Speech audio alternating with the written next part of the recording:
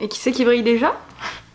C'est moi. C'est bon, je suis revenue de vacances. Donc, il y a quelques semaines, je vous demandais de m'envoyer des sujets, des trucs sur lesquels vous aviez potentiellement besoin de conseils pour que je les mette dans une boîte et que je tire au sort et que ce soit le sujet de ma prochaine vidéo, etc. J'explique bien, hein. Je vous avais dit que j'avais failli être prof.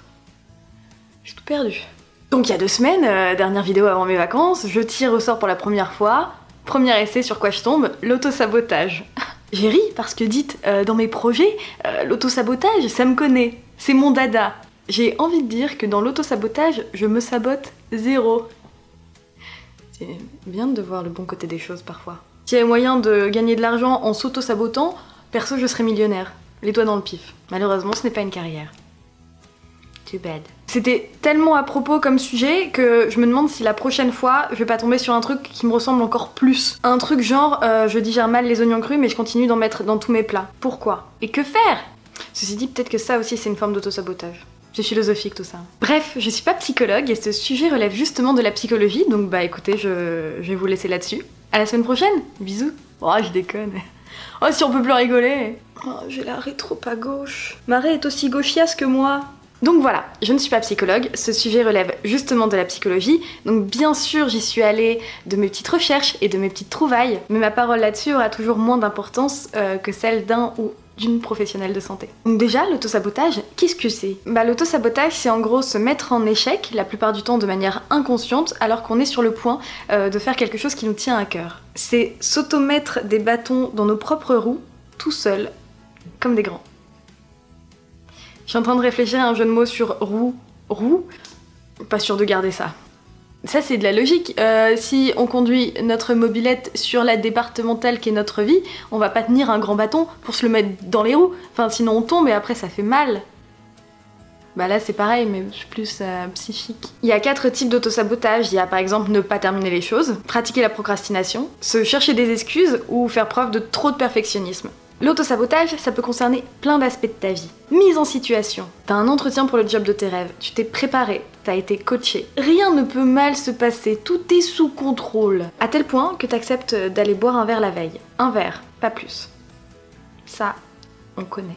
Et là, drame. Tu sais pas trop comment, tu finis par te prendre la tartouille de l'année. Tu rentres chez toi à 5h et ta cuite est si forte qu'aucun kebab ne pourra jamais l'éponger.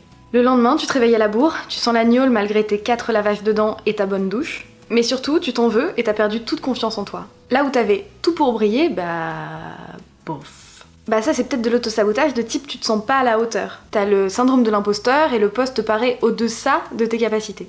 Taratata ouais si tu veux mon avis éclairé. Donc, ton inconscient a fait en sorte que tu ne l'es pas. Autre exemple, t'as un crush depuis 10 ans et t'as enfin osé lui proposer de prendre un verre. Il ou elle a dit oui. Pas! Ouais, ok, pourquoi pas? On est poteaux. Il ou elle a dit oui de manière très enthousiaste. Tout s'annonce sous les meilleurs auspices. Vos échanges de messages en préambule sont pleins de lovey-love. C'est vraiment plus que tu ne l'aurais jamais pensé. On dirait que les messages, c'est, comment dire, inspiré par Amour Solitaire. Vous savez, le compte Instagram qui nous fout à tous les boules parce qu'on n'a jamais reçu des messages pareils. Il semble évident que tout va se passer merveilleusement. Peut-être même que vous allez rentrer ensemble. Et après, tout le reste, ça vous regarde. Vous allez jouer au Twister, faire un Scrabble... manger des bulots, enfin ça me regarde pas. Sauf que, sans faire gaffe, parce que je vous l'ai déjà dit, l'autosabotage c'est très souvent inconscient, au moment de partir, tu te sapes et tu mets tes chaussures qui te font puer des pieds. La seule paire qui vraiment te fait suer et poquer tellement ça fermente là-dedans. Ça fermente tellement là-dedans que quand tu les retires, on dirait un peu l'arrière-cuisine d'une fromagerie. Le fond de la poubelle. La poubelle qui a pas été sortie depuis 3 mois, d'une fromagerie. Tu vois. Tu sais pas pourquoi, t'as beau mettre du talc et du désodorisant là-dedans, y a rien à faire. C'est un coup à faire pleurer tes yeux quand tu les retires tellement ça sent fort. Et ça sent tellement fort que parfois l'odeur elle passe dans l'interstice, tu sais, entre ta pompe et ta peau. Là parfois, quand tu bouges le pied et qu'il y a un petit trou, et bah ça se sent jusque toi.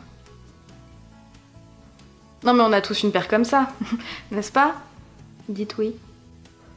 S'il vous plaît. Bref. Et donc ton crush, c'est quelqu'un de super. Parce que, enfin, je vous souhaite de crusher sur des gens super. Et cette personne super, elle comprendrait certainement si vous lui expliquiez la situation. Mais t'oses pas. Alors soit tu fais l'aller-retour jusque chez toi pour te relaver les pieds, sachant qu'avec ce genre de chaussures, généralement, 5-6 lavages, c'est pas de trop.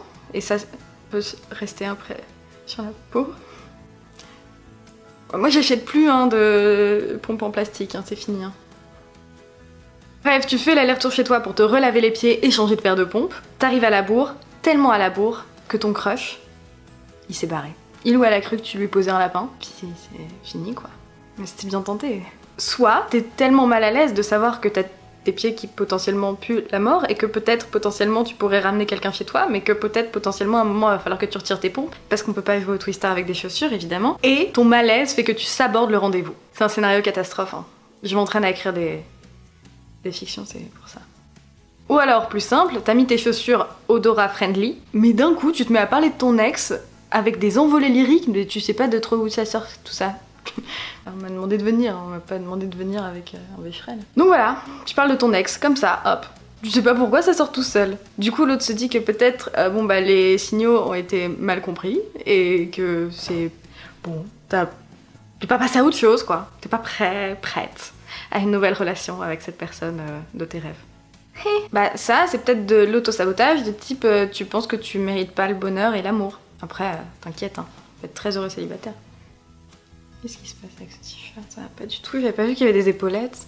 En quelle année sommes-nous? Et là tu vas me dire, est-ce que c'est une fatalité? Alors je sais pas, mais j'ai justement l'intime conviction que non. Peut-être qu'une des solutions c'est de comprendre l'origine du problème. Dans mes recherches, j'ai vu que ça pouvait venir d'une peur de l'échec ou de pensées limitantes, ou d'une trop faible estime de soi, ou d'une trop grande importance donnée à l'opinion d'autrui, etc. etc. Bien sûr ce n'est pas une liste exhaustive. En vrai, si je comprends bien, au fond, le meilleur remède à l'auto-sabotage c'est de prendre confiance en soi. Et ça peut se faire tout seul ou avec des lectures, ou avec l'aide de quelqu'un d'autre. Ou tout ça combiné. Plus on se respecte soi et moins on va saboter sa propre vie. Plus on s'aime soi, moins on s'empêche de réussir ou d'être heureux. LOL. Trop facile en vrai. Pourquoi on n'y avait pas pensé avant? En vrai, pour prendre confiance en soi, j'avais fait une vidéo il y a très longtemps, c'était ma première d'ailleurs, mais j'ai pas de solution concrète. Mais on peut le faire. Tiens, fist bump. Et maintenant c'est l'heure du tirage au sort du prochain sujet.